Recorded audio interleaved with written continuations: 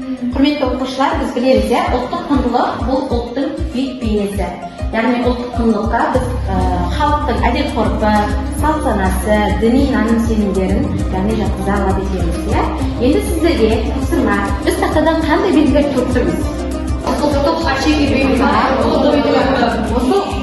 Осы ұғымдардың барлығымыз ұлттық құндылықтарды қаламыз ба?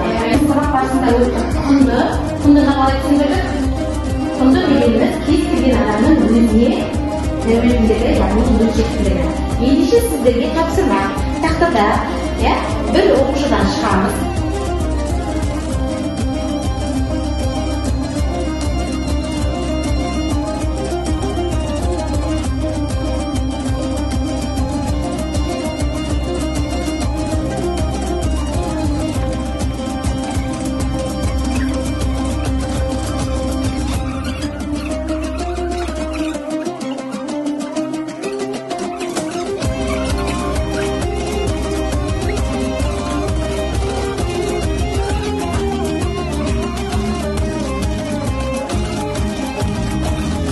Құрметті оқушылар, біз жаңа ғана тапсырманы орындадық.